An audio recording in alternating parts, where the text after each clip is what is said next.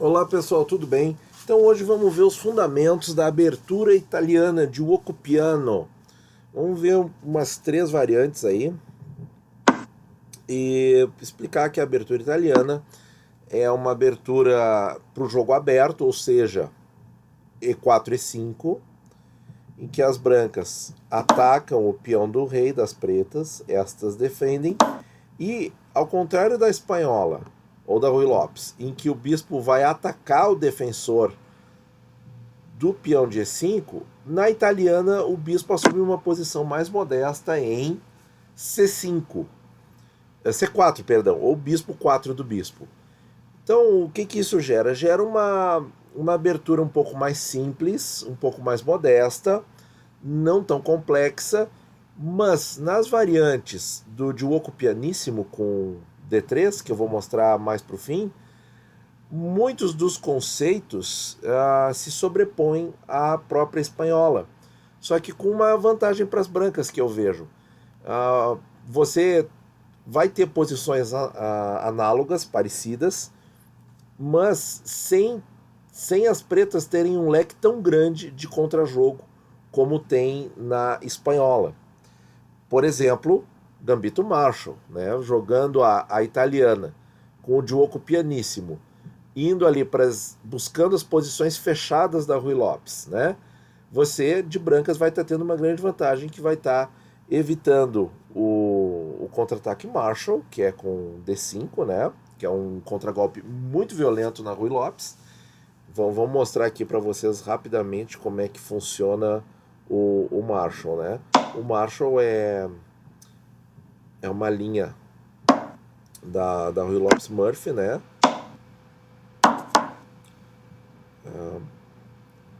Aí nós temos B5, bispo B3, bispo E7, roque, C3 e D5. Tá aí. Esse é o temido Gambito Marshall, né? Em que se as brancas não souberem o que estão fazendo, elas levam um ataque na ala do rei muito rápido e muito feroz. Jogando a italiana, com o bispo modestamente para C4, a gente evita muitos desses problemas. Então vamos para as nossas três linhas. A primeira linha que eu quero mostrar para vocês é uma linha simétrica com o roque na ala da dama. Vejam que interessante. E essa linha é muito pouco jogada. Eu acho que ela dá origem a partidas bem interessantes. E eu retirei essa linha de um livro antigo de xadrez que eu comprei num sebo lá em Buenos Aires. É o grande livro dela, Ajedrez de Natividad Ramini. E essa linha, depois eu fiz uma busca nos bancos de dados que eu tenho e não encontrei nenhuma partida. E ela é muito interessante, eu acho que ela é de autoria do próprio Natividad Ramini. E ela é bem interessante. Vamos lá. É com cavalo C3 primeiro, certo?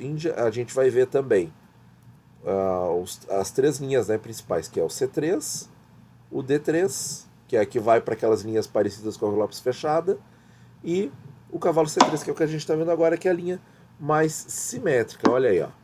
Tudo simétrico, tanto estrutura de peões quanto o desenvolvimento das peças menores. Agora vem o D3, D3, e as brancas vêm com bispo 3 rei. Lance interessante, certo? Aqui a resposta correta das pretas é bispo 3 cavalo ou bispo B6, tá? Por que não tomar o bispo, ou por que as brancas permitiram isso? Porque essa estrutura aqui, gente, no centro, ela é muito forte. Vamos só fazer mais dois lances aqui, o roque para as pretas e o roque para as brancas, que aí fica fácil de entender.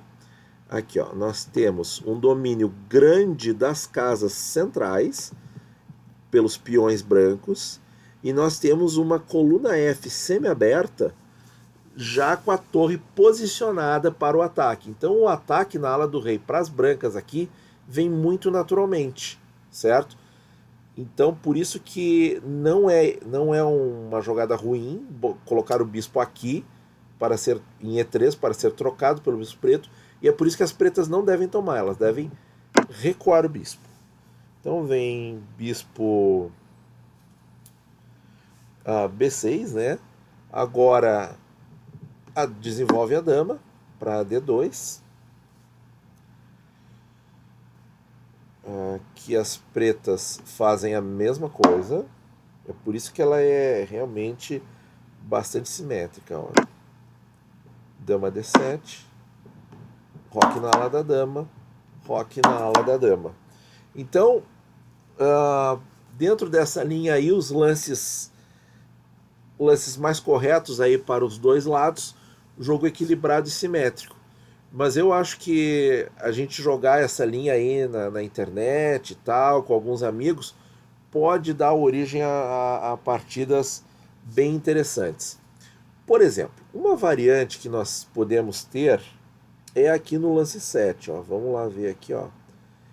Quando a branca acabou de jogar dama D2 para justamente fazer o roque na ala da dama, as pretas podem quebrar a simetria. E ao invés de jogar bispo aqui, elas podem jogar bispo para a casa G4, numa posição mais agressiva. Como é que as brancas devem prosseguir? Com grande roque, do mesmo jeito. E aqui as pretas vão tentar fazer alguns lances agressivos. Cavalo D4, vejam que o cavalo branco está cravado, né, porque a torre é uma peça que vale muito mais do que um cavalo. Então as pretas estão se baseando nisso. E aí é que vem a surpresa nessa linha. Porque as brancas vão sacrificar a torre para obter uma posição de ataque. Bispo por cavalo, bispo por bispo, cavalo por bispo. Aqui o sacrifício da torre, bispo por torre. E ao invés de recapturar o bispo imediatamente, por exemplo, com isso aqui, como nós temos o nosso cavalo atacado pelo peão aqui, o que é interessante, pessoal? É a gente fazer um lance intermediário mantendo o bispo preto atacado. Então, cavalo F5, já de olho não no cavalo, neste peão aqui. O que provoca um estrago grande no roque das pretas. Então, como as pretas estão com esse bispo ameaçado e praticamente perdido, elas devem, por lógico, fugir com o bispo. Vamos voltar aqui para ele. Bispo para cá, já ameaçando o cavalo. Vem cavalo por peão cheque. Rei para D7. D4. Agora o tema ficou fácil, né, gente? Abrir o centro porque o rei preto está exposto. Peão por peão, dama por peão, e a abertura acaba com vantagem para as brancas, certo? Apesar do material sacrificado, nós temos aqui em seguida uma ruptura central e o rei preto está exposto. Opa, não era esse o lance que eu queria fazer.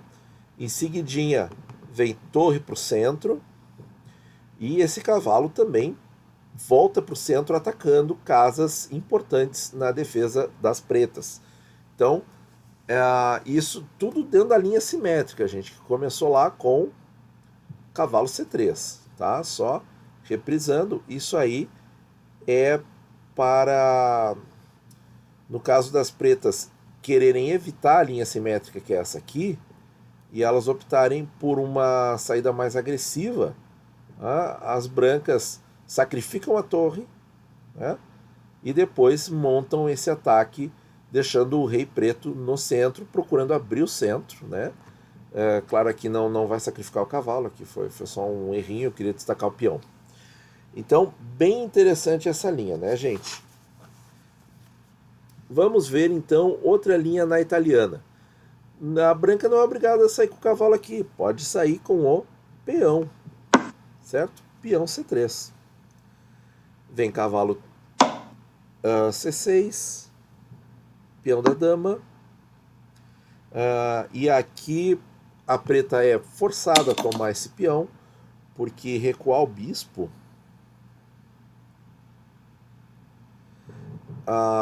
é um lance muito ruim, né? É um lance muito que a gente vê na internet, né? E agora, como brancas, a gente tem que saber tomar partido quando o adversário faz um lance tímido desses. Então, a gente toma o peão. Se a preta retoma no centro, vejam que se não retomar, vai ter que voltar com o cavalo para casa de origem ou vir para cá, o que qualquer situação não é bom. E aí vem dama para D5, ameaçando o cavalo, e checkmate em F7. Posição ganha para as brancas, certo? Então, nada de lance medroso na abertura recuando o bispo. Toma o peão. Brancas retomam. Existe o gambito escocês com esse lance aqui, mas isso é tema para outro vídeo, é uma abertura bem mais complexa. Então, retoma aqui. Bispo vem cheque. Existe o gambito greco aqui, que é com cavalo C3, que é uma posição que já está refutada. As pretas ganham aqui, certo? Então esse lance não é recomendado. São variantes extensas, exigem uma certa memorização, mas não vale a pena a gente nem olhar, porque já está refutado aqui. As pretas ficam melhor se as brancas jogarem com o cavalo. Então, defende-se com o bispo. Vem bispo por bispo, cavalo por bispo, tudo lance teórico aqui, gente. D5, melhor lance na posição, abrindo o jogo das pretas, certo? Esse lance é temático nas aberturas de peão-rei, nas aberturas abertas. Se as pretas podem fazer o lance D5 em boas condições, no momento oportuno, em geral o seu jogo está aberto e a posição está equilibrada. Vem peão por peão, cavalo por peão. Dama 3 cavalo com um domínio interessante nessa diagonal. E agora tem 2 ataques em cima do cavalo contra uma defesa só. O que as pretas têm que fazer aqui? Defender o cavalo e não abrir o ponto F7. Roque, roque, torre E1 e B6, já pensando em bispo B7.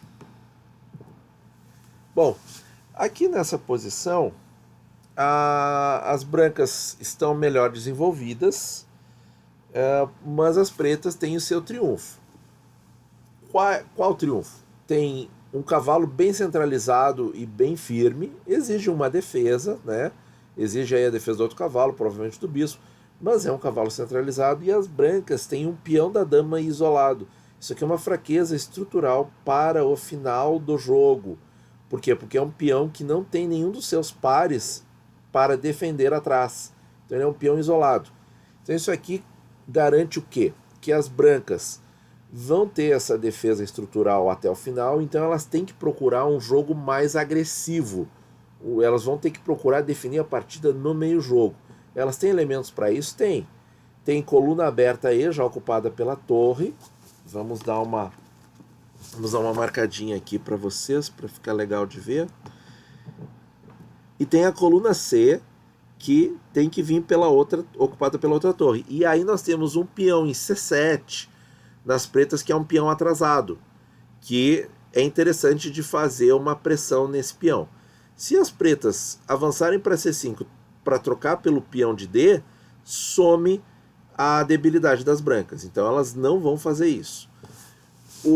Então, as brancas devem ocupar as colunas abertas, tentar centralizar os seus cavalos, que também estão em posição bacana para vir para o centro, olha aí, e começar um ataque na ala do rei, provavelmente trazendo a dama e as torres para o centro do tabuleiro e para a ala do rei.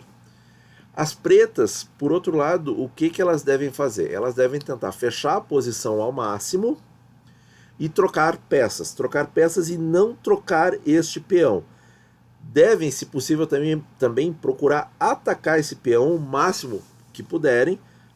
Claro que agora esse cavalo não sai daqui, mas se esse cavalo puder sair e ocupar esta casa, ó, fazendo pressão no peão, isso vai deixar as peças brancas engessadas na defesa desse peão, que é uma debilidade. Ele não tem os irmãos para defendê-lo, certo? Já foram trocados.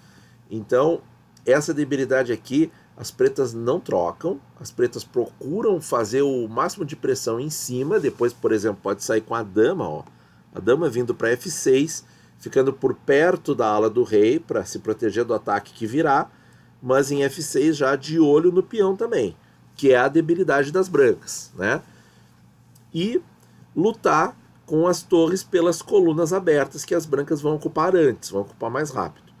Então, o sumário para as pretas: defender na ala do rei, manter o cavalo centralizado, pressionar o peão branco e trocar peças. Se as pretas conseguirem trocar todas as peças e só ficar com a estrutura de peões e os reis, as pretas têm uma grande vantagem no final, porque a sua estrutura de peões é melhor. Tem duas ilhas, ó, uma ilha aqui na ala da dama com 3 peões e uma ilha na ala do rei com 3 peões. E as brancas têm 3 ilhas. 2 peões aqui na ala da dama, 1 peão no centro e 3 peões na ala do rei, certo? Então, essa variante é bastante jogada até os dias de hoje. E estão aí os delineamentos estratégicos para a gente começar a jogar aí nos fundamentos da abertura italiana. Agora, pessoal, vamos ver a última linha que eu separei, que é o Giuoco pianissimo, com peão 3 dama, que é aquele jeitinho mais simples, mais básico, de tentar chegar nas posições fechadas, semelhantes, análogas à da Ruy Lopes, mas sem correr o risco de levar um ataque Marshall ou outras variantes complexas, Ruy Lopes aberta e tal. Enfim, a branca consegue evitar um monte de problema e eu acho que é uma excelente ideia aí. Essa variante é jogada por grandes mestres até hoje, certo? Então não tem nenhum demérito em utilizar isso aí no teu xadrez. Então vem D3, D3, cavalo 3. Opa! Isso aqui é possível, tá? Inclusive eu acho que até é mais indicado, mas a variante que nós vamos ver é... Inclusive o Steinitz, né? Primeiro campeão mundial oficial, gostava muito dessa estrutura aqui, ó. C3, D3 e E4 no centro. Se jogava muito a abertura aberta no século XIX, né? Mas a linha que a gente está vendo é essa aqui. Cavalo 3, cavalo F6, vem bispo G5, cavalo A4, já de olho no bispo branco, cavalo para o centro, cavalo por bispo,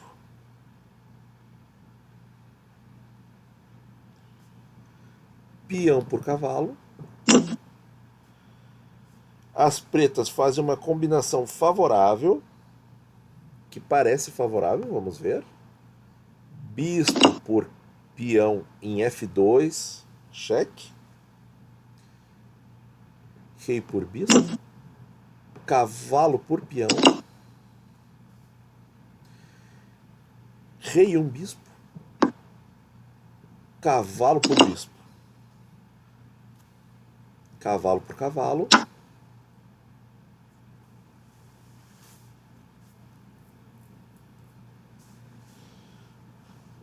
E agora, esse cavalo aqui em G4 não é capturável. Por quê? Porque para capturar, a dama vai ter que sair da defesa de C7. E aí entra o cavalo branco aqui com um belo garfo. Então não dá para capturar esse cavalo por enquanto. Tem que afastar o cavalo branco. Vem dama 5 torre, olha aí que legal, gente. Já atacando ali, e se a preta tomar o cavalo, leva mate, né? Mate tipo pastor, né? Dama 5 torre, peão 3 cavalo do rei.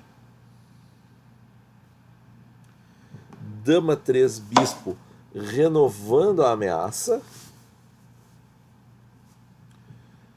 Aí as pretas materializaram a perda da peça, né? Roque. Cavalo 6 bispo cheque. Olha aí que legal. tá aqui. Todo o complexo de casas pretas em volta do rei está fraco, né? Não tem mais bispo de casa preta. Rei 2 cavalo. Cavalo toma peão, olha aí que ataque. Peão 3 bispo, ameaçando o cavalo. Cavalo por torre. Peão por cavalo. E torre 1 dama. Com posição muito melhor para as brancas. Vejam aí não só as linhas abertas em cima do rei preto, bem como a estrutura de peões, né? Tem peão dobrado aqui na ala do rei. Claro, as pretas têm peões centrais que podem avançar, mas as brancas têm como segurar isso. E as brancas têm vantagem material. Mesmo se as pretas optarem por uma simplificação para o final, as brancas têm 2 torres contra torre e bispo, e as pretas não desenvolveram nada. Então essa posição está com grande vantagem para as brancas. Aqui rei E2 não, porque está levando... Perdão, aqui rei E2 está levando esse aqui, né? Então teria que abrir para as torres com rei E1. Esse seria o lance correto. Só mais rapidamente aqui a gente vai olhar então a linha aqui com que o Steinitz jogava muito, em que nós temos aí muitas ideias semelhantes a Ruy Lopes.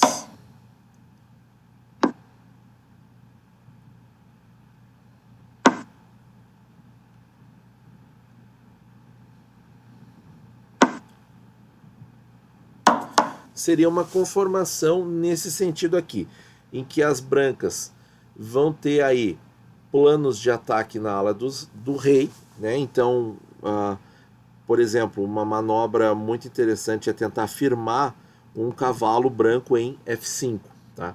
Como que faz isso?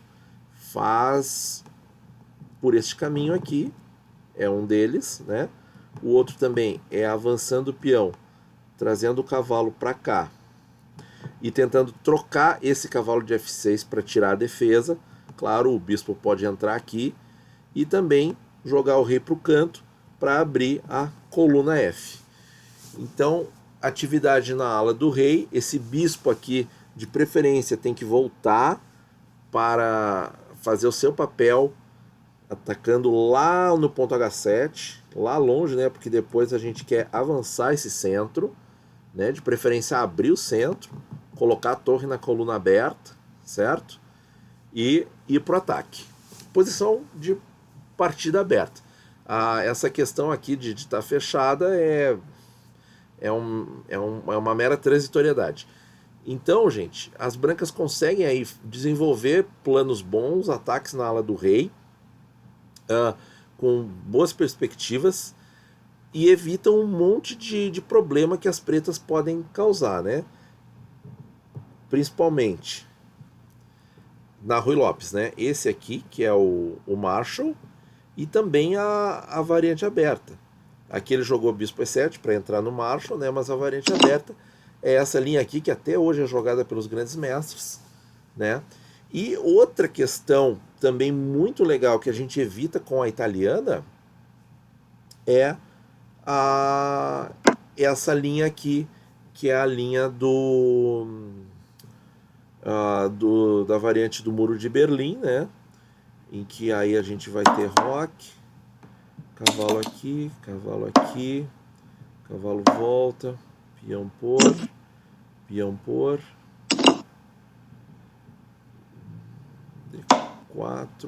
cavalo F5,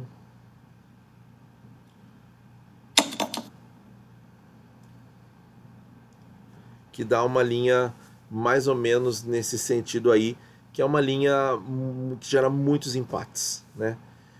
Então, pessoal, era isso aí que eu queria mostrar para vocês. Acho que os fundamentos da italiana são muito importantes para quem está começando, E para quem já tem uma certa experiência, aí no nível intermediário, vale a pena, porque a gente evita um monte de problema da Ruy Lopes, um monte de defesas bem profundas que as pretas dispõem na Ruy Lopes, que demandam muito estudo e muitas horas de trabalho em cima do tabuleiro, e a gente vai ter posições interessantes, tem variantes aí como a simétrica que eu mostrei nesse vídeo, que não tem nos bancos de dados modernos. Então isso aí eu acho uma coisa bem legal para vocês. Tá, pessoal? Muito obrigado por ouvir e bons jogos para todo mundo.